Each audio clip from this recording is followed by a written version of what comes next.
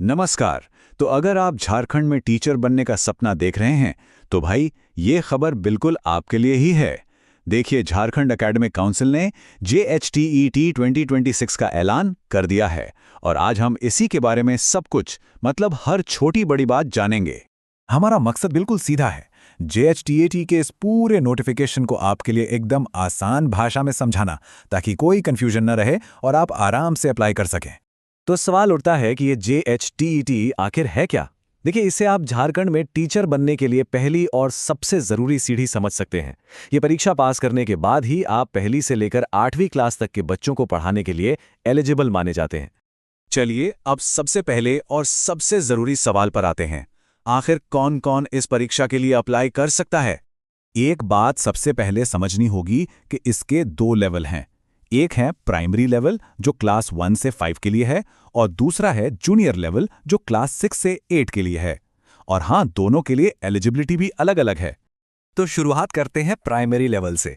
मान लीजिए आप पहली से 5वीं क्लास के बच्चों को पढ़ाना चाहते हैं, तो आपके पास क्या क्या क्वालिफिकेशन होनी चाहिए, आइए देखते हैं।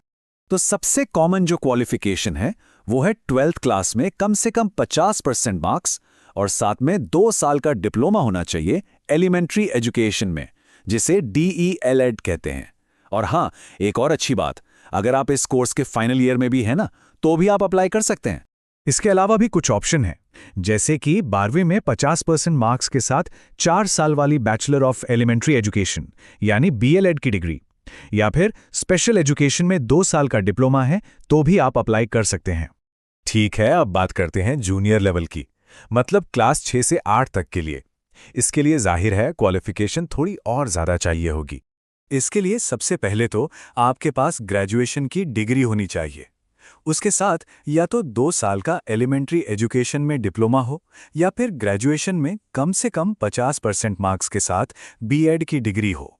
यहाँ भी कुछ और रास्ते हैं, जैसे 12वीं में 50% मार्क्स के साथ 4 साल का इंटीग्रेटेड BA BEd या BSc BEd कोर्स किया हो, या फिर अगर आपके पास 55% मार्क्स के साथ मास्टर डिग्री है और साथ में 3 साल का इंटीग्रेटेड BEd MEd कोर्स है, तो वो भी चलेगा।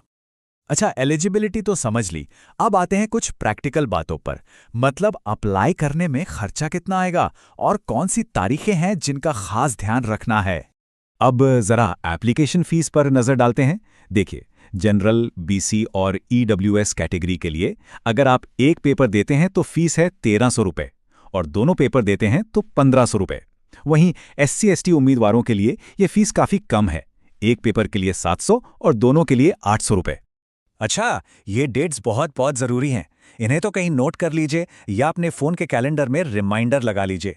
एप्लीकेशन शुरू हो रही है 21 अप्रैल 2026 से और लास्ट डेट है 21 मई 2026। और एक बात का खास ध्यान रखना है, फॉर्म भरने और फीस जमा करने की दोनों की आखिरी तारीख सेम ही है। तो ठीक है, आपने फॉर्म भर दिया, उसके बाद क्या होगा? चलिए अब समझते हैं सिलेक्शन के पूरे प्रोसेस को, मतलब आपका ये सफर एप्लीकेशन से फाइनल सिलेक्शन तक कैसे पूरा होगा। सिलेक्शन का प्रोसेस काफी सीधा और साफ है। देखिए, सबसे पहले एक रिटन एग्जाम होगा, फिर आपके मार्क्स के बेसिस पर एक मेरिट लिस्ट तैयार होगी। जिनका नाम लिस्ट में होगा उनके डॉक्यूमेंट्स वेरीफाई किए जाएंगे और बस उसके बाद होगा फाइनल सिलेक्शन। चलिए अब आते हैं सबसे जरूरी मुद्दे पर कि आखिर अप्लाई कैसे करना है। प्रोसेस बहुत सिंपल है, आपको बस JHTET की ऑफिशियल वेबसाइट पर जाना है, एप्लीकेशन फॉर्म को बहुत ध्यान से भरना है और उसे आखिरी तारीख से पहले पहले सबमिट कर देना है। याद रहे, ये सारा काम ऑनलाइन ही होगा।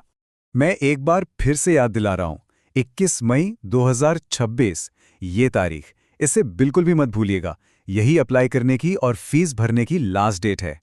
देखिए, ज्यादा जानकारी और हर नियम को और गहराई से समझने के लिए ऑफिशियल नोटिफिकेशन पढ़ना बहुत जरूरी है। पूरी अधिसूचना का लिंक आपको नीचे डिस्क्रिप्शन में मिल जाएगा। तो ये थी JHTSE 2026 से जुड़ी सारी जरूरी जानकारी। अब फैसला आपका है। सोचिए, क्या ये आपके करियर का अगला सही कदम है? इस पर विचार कीजिए और फिर अपना फैसला लीजिए।